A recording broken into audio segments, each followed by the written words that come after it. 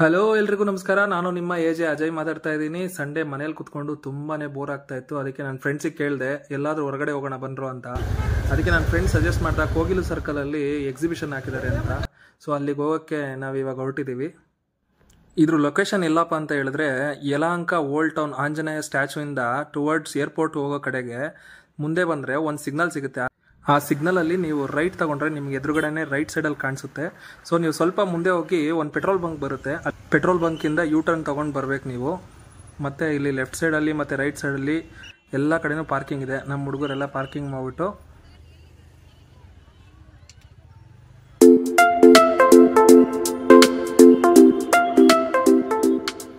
ನಾನು ನನ್ನ ಫ್ರೆಂಡ್ಸ್ ಎಲ್ಲ ಒಳಗಡೆ ಹೋಗೋಕ್ಕೆ ರೆಡಿ ಆಗಿದ್ದೀವಿ. ನೀವು ರೆಡಿನಾ?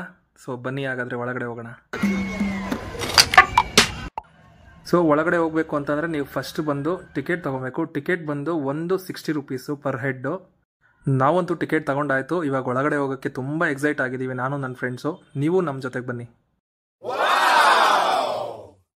ಆ್ಯಕ್ಚುಲಿ ಎಂಟ್ರೆನ್ಸ್ ಅಂತ ಗೊತ್ತಾಗ್ತಾ ಇತ್ತು, ಬಟ್ ಎಂಟ್ರೆನ್ಸ್ ಎಲ್ಲಿಂದ ಹೋಗೋದು ಅಂತ ನಮ್ಮ ಹುಡುಗರು ನೋಡ್ತಾ ಇದ್ದಾರೆ. ಆ ಕಡೆ ಈ ಕಡೆಗೆ ನೀವು ನೋಡ್ತಾ ಇರ್ಬೋದು, ಗೊತ್ತಾಗಲ್ಲ. ಸ್ವಲ್ಪ ಮುಂದೆ ಬಂದರೆ ಗೊತ್ತಾಗುತ್ತೆ. ಎಂಟ್ರೆನ್ಸಿಂದ ನೋಡ್ಬಿಟ್ಟು ಏನೋ ಚಿಕ್ಕ ಎಕ್ಸಿಬಿಷನ್ನು ಅಂತ ಅಂದ್ಕೊಂಡ್ರೆ ಒಳಗಡೆ ಹೋಗಿ ನೋಡ್ತೀವಿ ಸಿಕ್ಕಾಪಟ್ಟೆ ಜನ, ಸಿಕ್ಕಾಪಟ್ಟೆ ದೊಡ್ಡ ಜಾಗದಲ್ಲಿ ಮಾಡಿದ್ದಾರೆ ಈ ಎಕ್ಸಿಬಿಷನ್ನ.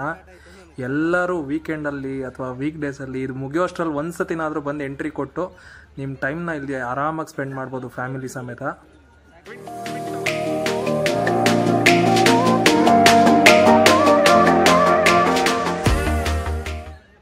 ಇಲ್ಲಿಂದ ಎಲ್ಲ ಸ್ಟಾರ್ಟ್ ಆಗ್ತಾ ಹೋಗುತ್ತೆ. ನೀವು ನೋಡ್ತಾ ಬನ್ನಿ, ನಾನು ತೋರಿಸ್ತಾ ಹೋಗ್ತೀನಿ. ಆಮೇಲೆ ಏನು ಅಂತ ಕೇಳಕ್ ಹೋಗ್ಬೇಡಿ, ನಾನು ಮುಂದೆ ವಿಡಿಯೋದಲ್ಲಿ ಏನೇನು ತೋರಿಸ್ತೀನಿ ಅಂತ ನೋಡ್ತಾ ಹೋಗಿ ಅಷ್ಟೇ.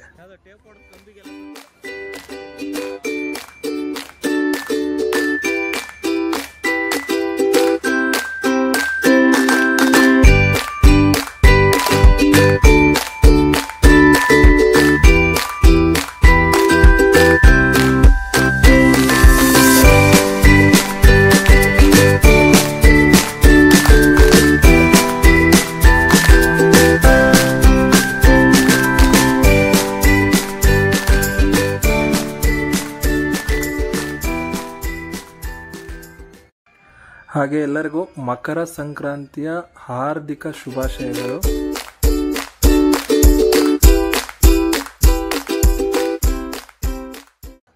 ಇಲ್ಲಿಗೆ ನೀವು ಮಕ್ಕಳನ್ನ ಕರ್ಕೊಂಬಂದ್ರೆ ತುಂಬ ಎಂಜಾಯ್ ಮಾಡ್ತಾರೆ. ನೋಡಿ, ವೆರೈಟೀಸ್ ಆಫ್ ಫಿಶಸ್ ಇದೆ ಇಲ್ಲಿ. ಒಂದು ಒಳ್ಳೆ ಅಕ್ವೇರಿಯಂ ಇಟ್ಟಿದ್ದಾರೆ, ಬಟ್ ಯಾವುದು ಕ್ಲೀನ್ ಆಗಿರಲಿಲ್ಲ. ಅದೊಂದು ಬೇಜಾರಾಯಿತು.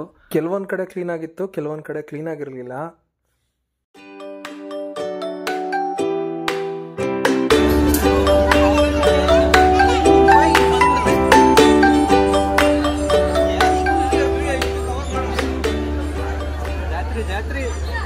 ಮಾತಾಡ್ರು ಜಾತ್ರೆಗೆ ಚಲೋ ಐತೆ ಮನೆ. ಈಗ ಇಲ್ಲೊಂದು ಚಿಕ್ಕ ಆಕ್ಸಿಡೆಂಟ್ ಆಗುತ್ತೆ ನೋಡಿ. ನಮ್ಮ ಹುಡುಗ ಇನ್ನೊಂದು ಸ್ವಲ್ಪ ಅದರಲ್ಲಿ ಒಂದು ಹುಡುಗಿಗೆ ಆಕ್ಸಿಡೆಂಟ್ ಮಾಡ್ಬಿಡ್ತಾ ಇದ್ದ, ಸದ್ಯದ್ರಲ್ಲಿ ತಪ್ಪಿಸ್ಕೊಂಡ. ನಿಜವಾಗ್ಲೂ ಇಷ್ಟೊಂದೆಲ್ಲ ಐಟಮ್ಸ್ ಇರುತ್ತೆ ಅಂತ ನಾನು ನಿಜವಾಗ್ಲೂ ಅಂದ್ಕೊಂಡಿರಲಿಲ್ಲ. ತುಂಬ ಒಂದು ಒಳ್ಳೆ ಎಂಟರ್ಟೈನ್ಮೆಂಟ್ ಮತ್ತು ಏನು ಬೇಕೋ ಎಲ್ಲ ಸಿಗುತ್ತೆ ನಿಮಗೆ. ನನಗಂತೂ ಯಾವುದೋ ಜಾತ್ರೆಗೆ ಹೋಗಿರೋ ಫೀಲ್ ಆಗ್ತಾಯಿತ್ತು ನನಗೆ. ನಮ್ಮ ಹುಡುಗರಿಗೆ ತುಂಬ ಖುಷಿಯಾಗಿ ಎಂಜಾಯ್ ಮಾಡ್ತಾಯಿದ್ರು ನಮ್ಮ ಹುಡುಗರೆಲ್ಲ, ನೋಡ್ತಾ ಇರ್ಬೋದು. ಆಮೇಲೆ ಇದು ನನ್ನ ಸೆಕೆಂಡ್ ವ್ಲಾಗು. ನಾನು ಇನ್ನೂ ಏನಾದರೂ ಚೇಂಜಸ್ ಮಾಡ್ಕೊಬೇಕು ಅಂದರೆ ದಯವಿಟ್ಟು ಕಮೆಂಟ್ಸಲ್ಲಿ ತಿಳಿಸಿ. ಹಾಗೆ ನಾನು ನೆಕ್ಸ್ಟ್ ಯಾವ ಥರ ವ್ಲಾಗ್ಸ್ ಮಾಡಬೇಕು ಅಂತಲೂ ತಿಳಿಸಿ. ನಾನು ಅದನ್ನು ನೆಕ್ಸ್ಟು ಮಾಡೋಕ್ಕೆ ಟ್ರೈ ಮಾಡ್ತೀನಿ.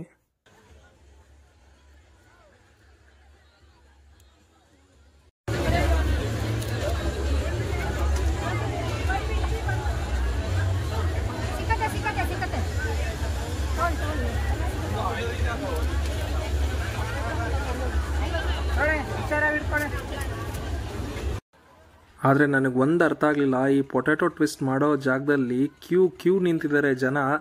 ಅಂಥದ್ದು ಏನು ಟೇಸ್ಟ್ ಇತ್ತು ಅಂತ ನನಗಂತೂ ಗೊತ್ತಾಗಲಿಲ್ಲ.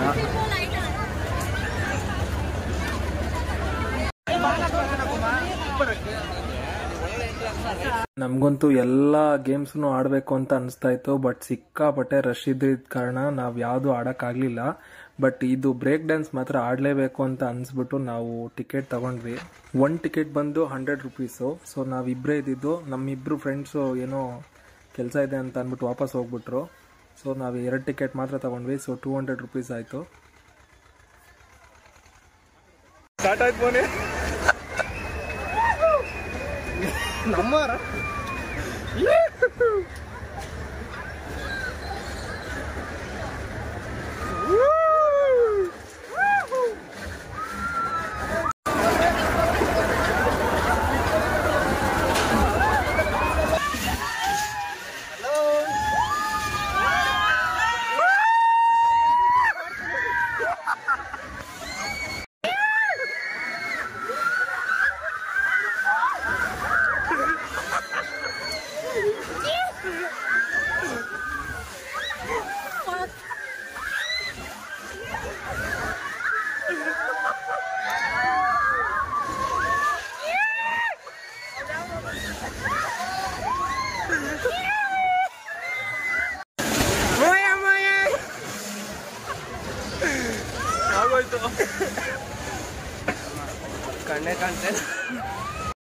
ಇಡೀ ಎಕ್ಸಿಬಿಷನಲ್ಲಿ ನನಗೆ ಇಷ್ಟವಾಗಿದ್ದಂದರೆ ಇದೊಂದು ಆಮೆ ಮಾತ್ರ.